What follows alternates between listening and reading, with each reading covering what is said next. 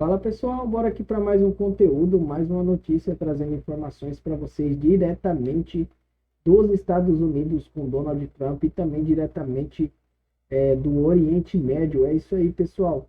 Novas informações, os Estados Unidos vai entrar com força total e envia mais de 2.000 homens para o Estreito de Hormuz.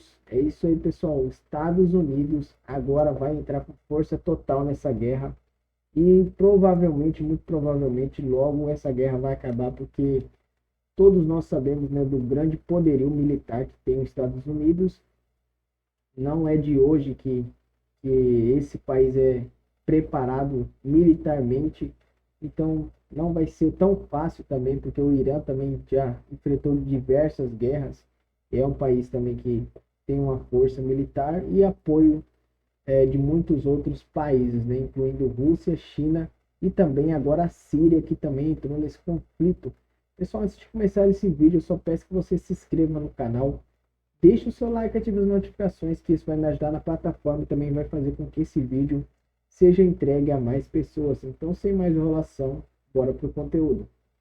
Os Estados Unidos decidiram reforçar a presença militar no Oriente Médio com o envio de um grupo de assalto anfíbio e cerca de 2.500 fuzileiros navais em meio à guerra contra o Irã. Esse movimento acontece no momento de escalada do conflito, com pressão sobre aliados e novos ataques na região.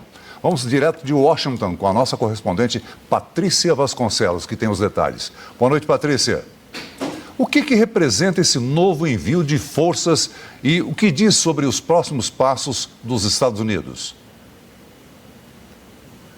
Boa noite, Celso. Boa noite, Marina. Isso significa a determinação aqui da Casa Branca, do presidente Donald Trump e seu entorno em usar força máxima neste momento, apesar dos Estados Unidos afirmarem que conseguiram, né, atingir o principal objetivo, que era impedir, né, que o Irã continuasse com o programa nuclear. O presidente Donald Trump deixou aqui a Casa Branca não faz muito tempo, há pouco mais de uma hora. Ele estava acompanhado, além dos seus assessores, do secretário de Estado Marco Rubio, e ele já está lá na Flórida.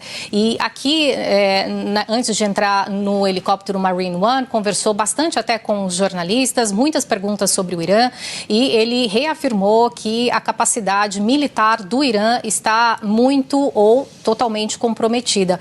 Pouco tempo depois, Donald Trump fez uma publicação pela internet, usando a Truth Social. Ele, inclusive, enumerou as vitórias dos Estados Unidos até então. Donald Trump disse que nós estamos chegando muito perto de conseguir os nossos objetivos, e aí ele se refere ao Irã e cita 5 pontos, né, de conquista do exército norte-americano naquela região. Fala em completar a degradação da capacidade de mísseis do Irã, destruir a base de defesa industrial do Irã. Fala também em nunca permitir, que eles já conseguiram que o Irã nunca tenha de novo, né, um programa de enriquecimento de urânio, e proteger no nível máximo os aliados dos Estados Unidos. Celso, Marina. Patrícia, essa escalada também continua provocando atrito com os aliados. Por que Donald Trump chamou os integrantes da OTAN de covardes hoje? Pela negativa, né, inicial da OTAN de não enviar equipamento militar para o Estreito de Hormuz. Isso ficou bastante claro. Só depois que houve o bombardeio por parte do Irã, na maior reserva de gás natural do mundo, que tem instalações no Irã, mas também do outro lado do Catar, e isso afetou, né, a capacidade do Catar de exportar o gás para os europeus, que 5 países emitiram aquele comunicado conjunto, isso ontem, né, falando numa ajuda, mas mesmo assim não é uma ajuda de ação militar direta. Esses 5 países que emitiram um comunicado ontem falam que eles podem, por exemplo, enviar navios para fazer a escolta de outras embarcações ali no Estreito de Hormuz. E o Donald Trump afirma que eles precisariam, os líderes desses países precisariam ter mais coragem, mais peito, e por isso usou esta expressão chamando, né, os países que integram essa aliança de covardes. Agora, do lado iraniano, houve aí uma manifestação importante do novo líder supremo, Mojtaba Khamenei. O que é que ele disse, Patrícia? Exatamente o oposto do que Donald Trump afirma, Celso. O filho do Ali Khamenei, né, que até então não havia se pronunciado, havia um silêncio, uma dúvida até, né, se ele estava muito ferido, qual era o estado de saúde dele. Ele afirma que o Irã, a capacidade de reação do Irã segue intacta e que eles conseguiram derrotar, ele usa a palavra derrota, mas derrotar a intenção dos Estados Unidos e de Israel, que seria aniquilar com a estrutura de poder que levava como figura central o seu pai, Ali Khamenei, que foi morto no dia 28 de fevereiro. Então, ele usa uma retórica, né, de vitória, de desafiar as nações que seguem nesse embate, principalmente aqui os Estados Unidos e o Irã e Israel, as duas nações conjuntamente determinadas, como a gente falou aqui no comecinho dessa entrada ao vivo, em aumentar, né, a capacidade de ataque contra o Irã. Tanto que a gente falou isso ontem no ao vivo aqui, que o chefe do Pentágono dos Estados Unidos chegou a indicar, inclusive, que ele vai solicitar mais dinheiro ao Congresso, um valor expressivo. Patrícia, seguindo nesse assunto e falando do campo militar, o que aconteceu entre ontem e hoje em Israel com os novos ataques atribuídos ao Irã e ao Hezbollah? Qual é a situação?